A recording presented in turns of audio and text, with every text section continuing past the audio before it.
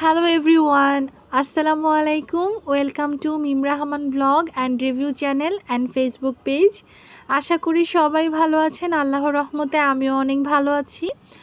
তো এটা ছিল কোরবানি ঈদের আগের দিনের ব্লগ। আমি যেহেতু বাবার বাড়িতে যাব, তো বাবার বাড়ি যাওয়ার আগে আমার কিছু কাজ ছিল ঢাকাতে, আর সেই কাজগুলা করার জন্যই আপনাদের ভাইয়ার সাথে বের হয়েছিলাম।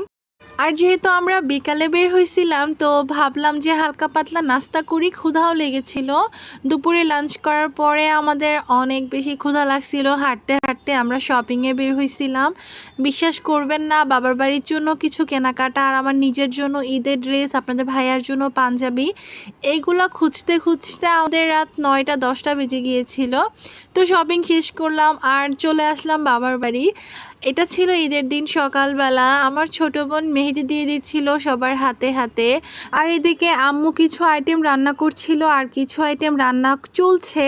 যেহেতু আমি ঘুম থেকে উঠতে 9টা-10টা বেজেই গিয়েছিল, আর সকালবেলা আব্বু দেখলাম নামাজ শেষ করে এসে আবার কোরবানি দিতে গেছে। তো এরকম সময় উঠে কিছু নাস্তা করলাম, আর পরোটা আর ভাজি ছিল, ওগুলা খাওয়া দাওয়া করে সেমাই টামাই খেয়ে আইসক্রিম টাইসক্রিম খেয়ে যা শুভ, তখন আমার বোন বলতেছে, আপু তোমার এই শাড়িটা যে পরবা, এই শাড়িটা তো ভালো না। আমি বললাম, কেন ভালো না, কী সমস্যা শাড়িটার?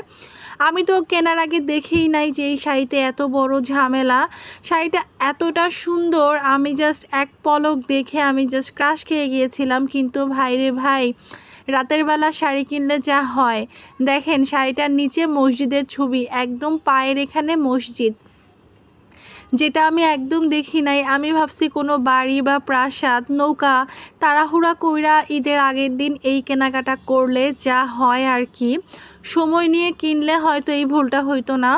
দুই পায়ের উপরই মসজিদের ছবি। এখন যে আমি কি করব, শাড়িটা কিভাবে পরবো, যেহেতু কোনো দিকেই যদি আমি পায়ের দিকটা দেই, তাহলে দুই পায়েতেই হচ্ছে মসজিদের এই ছবিগুলা পড়ে।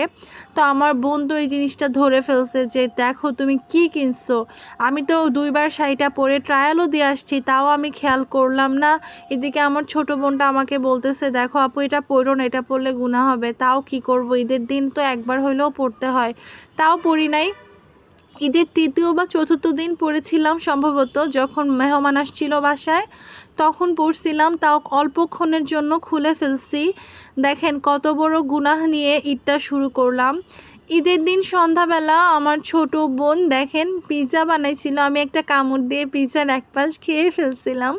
এর জন্য যে আমাকে কি বকাগুলা দিছে, আমি কেন পিৎজাটা খাইলাম না কাটার আগে, এটা কি কি কি করলাম। এই জন্য আমার বোনটার চেহারা দেখার মতো ছিল না। তো এরকম করে পিস পিস করে আমরা সবাই মুভি দেখতে বসছিলাম। আমাদের প্ল্যান ছিল হরর মুভি দেখা। তারপর আমার বোন বলতেছে ওর ভয় লাগে, এই জন্য আমরা একটা তামিল মুভি দেখা শুরু করলাম। সবাই মিলে বসে বসে পিৎজা খাচ্ছিলাম। এই যে ঈদের আগের দিন তো মেহেদি পরার আমি সময়ই পাই নাই, যেহেতু ঢাকা থেকে গিয়েছিলাম, অনেক ব্যস্ত ছিলাম আর অনেক বেশি টায়ার্ড ছিলাম। তো ঈদের দিনে আমার ছোটো বোন আমাকে মেহেদি পরায় দিতেছিল, একটু পরে আবার আমাকে ফেসিয়াল করে দিল, আর লাস্টে আমি দেখাচ্ছি আমার মেহেদির ফুল লুক। এই যে আমার মেহেদির ফুল লুক। তো সবাই ভালো থাকবেন, সুস্থ থাকবেন।